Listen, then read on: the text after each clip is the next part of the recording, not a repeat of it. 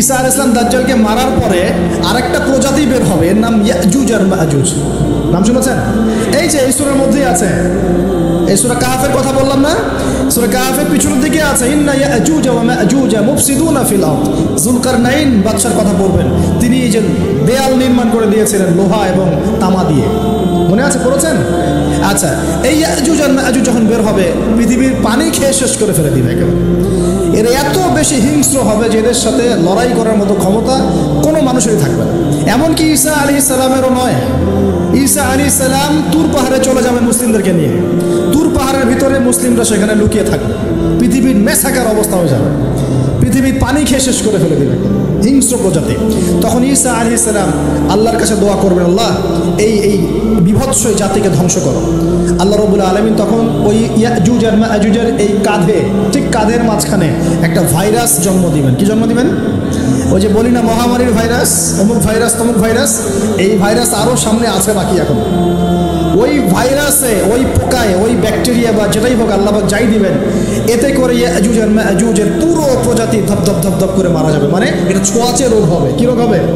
ছোঁয়াচে। ঠিক যেমন আমরা একটু করোনা দেখলাম না, একজন থেকে আরেকজন, একজন থেকে আরেকজন, এরকম জিনিস চলবে আরও বিশ্বে। আর এখনকার নতুন রিসার্চ হচ্ছে ওই সাইবেরিয়া অঞ্চলের যে বরফগুলো আছে না, ওর নিচে এই 1 লাখ বছর, 1.5 লাখ বছর, 2 লাখ বছর আগের ভাইরাসগুলো নতুন করে জায়গা শুরু করেছে। হ্যাঁ, এগুলো বিজ্ঞানীরা বলছেন যে এগুলো আবার কোন দিন জানি পৃথিবীতে আত্মপ্রকাশ করা শুরু হয়। সব কিছুই ঘটবে। বিশ্বটার খুব রহস্য আছে, বিশ্বটার অনেক রহস্য আছে। আল্লাহ পাক এগুলো খেলার ছলে সৃষ্টি করেন নাই, পরীক্ষা। লিয়াবলুয়াকুম আইয়ুকুম আহসানু আমালা, আল্লাহ পাক বলেছেন। এরপরে ইয়াজুজ আর মাজুজের সব প্রজাতি মারা যাবে। নবীজি বলছেন জমিনে কোনো জায়গায় ফাঁকা থাকবে না, সমস্ত জায়গাতেই ওদের দেহ পড়ে থাকবে। আল্লাহু আকবার। এরপরে ঈসা আলাইহিস সালাম আল্লাহকে বলবেন, আল্লাহ জমিনটাকে পবিত্র করে দাও। আল্লাহ পাক কি করবেন জানেন? বড় বড় নখরওয়ালা, বড় বড় নখ আছে, নখ দেখেছেন? বড় বড় বড় বড় নখওয়ালা একটা স্পেশাল প্রজাতির পাখি আল্লাহ পাঠাবেন। কি পাঠাবেন? পাখি। এটা কোন পাখি, কি নাম আমরা জানি না। ঠিক এরকম করে এই এক শ্রেণীর পাখি আল্লাহ পাঠাবেন যাদের নখগুলো খুব বড় বড় হবে, বিশাল বিশাল নখ। এই নখগুলো দিয়ে তারা দেহগুলোকে উঠাবে, উঠিয়ে নিয়ে কোথায় যে ফেলে দেবে আল্লাহ ভালো জানে। সুবহানাল্লাহ, আল্লাহু আকবার। আল্লাহ পাক বিশ্বে কত কি বাকি রেখেছেন এখন। এরপরে আল্লাহ পাক কি করবেন জানেন? আল্লাহ পাক বৃষ্টি বর্ষণ করবেন। এত বেশি বৃষ্টি হবে, এত বৃষ্টি হবে, জমিন ধুয়ে পরিষ্কার হয়ে যাবে। হাদিসে আসছে জমিন একদম চকচক করবে, জমিটা পরিষ্কার হয়ে চকচক করতে থাকবে। এরপরে কারণ ওই ভাইরাস তো ধুইতে হবে না, ভাইরাসকে ধুয়ে সাফ করতে হবে। তারপরে ঈসা আলাইহিস সালামের সময়ে বলা হচ্ছে, তার সময়ে একটা ডালিম, ডালিম দেখেছেন কিনা? আনার, আনার ডালিম। এই ডালিমের যে খোসা হয় না, এই ডালিমের খোসার নিচে একটা পুরো পরিবার আশ্রয় নিতে পারবে। কি বুঝলেন? এত বড় বড় ফল হবে, এত বরকত হবে জমিনের মধ্যে। কখন বরকত হয়? যখন একটা জনপদের অধিবাসীরা আল্লাহর সামনে আত্মসমর্পণ করে, তখন আল্লাহ বরকত দেন। আমরা কি আত্মসমর্পণ করছি? এই জন্যই তো অর্থনৈতিক মন্দা চলছে। এমনি এমনি নাকি? সুদ খাচ্ছেন, দিব্যি ঘুষ খাচ্ছেন, দুর্নীতি করছেন, জেনা করছেন, মানুষের সম্পদ আত্মসাৎ করছেন, মাপে কম দিচ্ছেন, আবার নামাজও পড়ছেন। মাশাআল্লাহ। তো বরকত কোত্থেকে আসবে?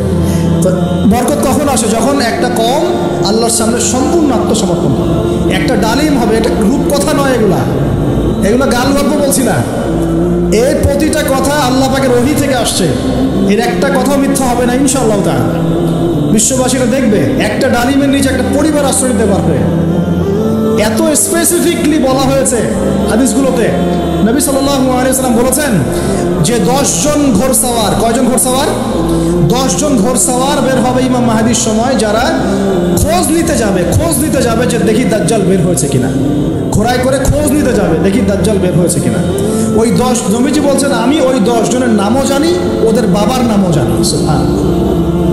এত স্পেসিফিক জ্ঞান দেওয়া হয়েছে আল্লাহর পক্ষ থেকে নবী সাল্লাল্লাহু আলাইহি ওয়াসাল্লামকে। তার হাদিস থেকে বলছি ডালিমের নিচে পরিবার আশ্রয় নিতে পারে। তো অনেকে হয়তো হাসবে, কি বলে একটু উল্টাপাল্টা কথা, তাই না? নাস্তিকরা মনে করতে পারে যে হাসবে, আরে হাহারি এক দিয়ে রেখে দেবে। এখন মানুষ ফেসবুকের মতো চিন্তা করে, ফেসবুকের মতো হাসে, ফেসবুকের মতো কাঁদে। মানুষ এখন রোবটিক হয়ে গেছে। ঠিক আছে? আচ্ছা, তো এরপর কি? এরপরে বরকতের এই সময়টা শেষ হয়ে যাবে কখন? যখন মানুষ আবার সেই জেনা, পাপ, শিরিক, কুফর এগুলোতে লিপ্ত হবে। আল্লাহ রাসূল বলছেন এমন একটা মানুষও বাকি থাকবে না, একটা মানুষও না যে খালি লা ইলাহা ইল্লাল্লাহ কালিমাটা পড়তে জানে, এমন একটা মানুষও বাকি থাকবে না। বলেন নাউজুবিল্লাহ। ওরা হবে এই পৃথিবীর সবচেয়ে নিকৃষ্ট মানুষ। ওদের চেয়ে নিকৃষ্ট কোনো মানুষ এই পৃথিবীতে হবে না। এখনো কি এরকম সময় আসে নাই? এখন কি লা ইলাহা ইল্লাল্লাহ আছে না? আছে, হ্যাঁ, হয়তো তার পূর্ণাঙ্গ প্রয়োগটা নাই, কিন্তু কালিমা তো আছে কি না?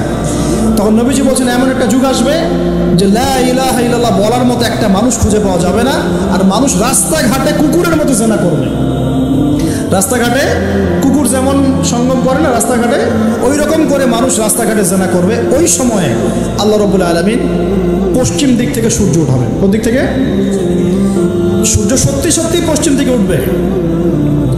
পৃথিবী একদিকে ঘুরছে না এখন, কে জানে আল্লাহ পাক পৃথিবীর ঘূর্ণন থামিয়ে উল্টা দিকে ঘোরাতে পারেন না? অবশ্যই পারেন। আল্লাহ পাকের জন্য এটা খালি বলা, কুন ফায়াকুন, হয়ে যাও, ব্যাস। আমি কয়েকদিন আগে রিপোর্ট দেখেছি, পৃথিবীর নিচে কিন্তু আগুনের স্তর আছে, জানেন তো? পৃথিবীর নিচে আগ্নেয়গিরিগুলো আছে। পৃথিবীর ভিতরে একটা ঘূর্ণন হয়, সেই ঘূর্ণনের দিক পরিবর্তন হচ্ছে দিন দিন, এমনটা রিপোর্ট এসেছে। দেখেন, আপনি ইন্টারনেট ঘাটাঘাটি করেন। আর অনেকে রিপোর্ট করছে যে পৃথিবী আগে যে গতিতে ঘুরতো, এখন পৃথিবীর ঘূর্ণন গতি একটু বেড়ে গেছে।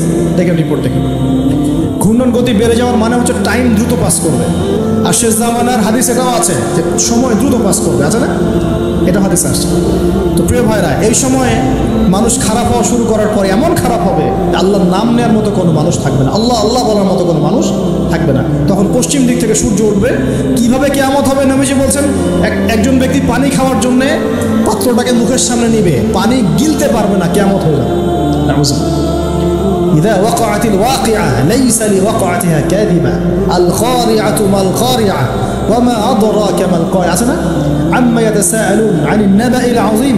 কত সূরা আছে কিয়ামত সংক্রান্ত, পড়ে দেখেন। إذا زلزلت الأرض زلزالها وأخرجت الأرض أثقالها إذا الشمس كورت وإذا النجوم انكدرت। এই সূরাগুলো পড়ে দেখেন। আম্মা পাড়ার শেষ পাড়াটা, যেটা 30তম পাড়া, এর সূরাগুলো পড়ে দেখেন। কিয়ামত চোখে দেখতে পারবেন ইনশাআল্লাহ। সিংহায় ফুঁক দেওয়া হবে। আল্লাহ পাকের ফেরেশতার এত ক্ষমতা আল্লাহ দিয়েছেন, একটা ফুয়ে পুরো মহাবিশ্ব ধ্বংস হয়ে যাবে ইনশাআল্লাহ। চারটাখানি কথা নাকি? দ্বিতীয় ফুৎকারে আবার সবাইকে জীবিত করা হবে। এবং এই যে দুনিয়ার জীবনটা আমরা কাটাচ্ছি, এই 30, 40, 50, 60, 100 বছর জীবন, এই জীবনের এক একটা হিসেব আল্লাহর সামনে দাঁড়িয়ে সেদিন দেওয়া লাগবে। অতএব এই দুনিয়ার জীবনটাতে প্রস্তুতি গ্রহণ করি, 5 ওয়াক্ত নামাজ পড়ি, যাকাত দেই, কালিমা বোঝার চেষ্টা করি, আল্লাহ তাওহীদ শিখি, জানি, বুঝি, নবীর সুন্নত অনুযায়ী আমল করি, হালাল খাই, পরিবার গড়ি, মানুষকে সৎ কাজের দাওয়াত দেই, অসৎ কাজে নিষেধ করি, ইসলামকে আল্লাহর জমিনে প্রতিষ্ঠা করার চেষ্টা করি। আল্লাহ পাক যা দিয়েছেন, জানমাল, সময়, শ্রম, আল্লাহ পাক যা দিয়েছেন, ক্ষমতা, প্রতিপত্তি, সম্পদ, এগুলোকে আল্লাহর দিনের জন্য ব্যয় করি। ইনশাআল্লাহ দুনিয়া সফল হব, পরকালে সফল হবে ইনশাআল্লাহ আযজা ওয়া জাল্লা। আল্লাহ পাক আমাদের সবাইকে সমকালীন ফিতনাগুলো সম্পর্কে সচেতন থাকার তৌফিক দান করুন, এবং এই রমজান আসন্ন রমজানে পরিপূর্ণরূপে ইবাদত করার তৌফিক দান করুন, এবং এই ইবাদত এবং শিক্ষাগুলোকে সারা বছর ধরে রাখার তৌফিক দান করুন, এবং জামানা সম্পর্কে সচেতন থেকে আগামী দিনে যা হবে সেভাবে পদক্ষেপ নেওয়ার তৌফিক আল্লাহ পাক দান করুন।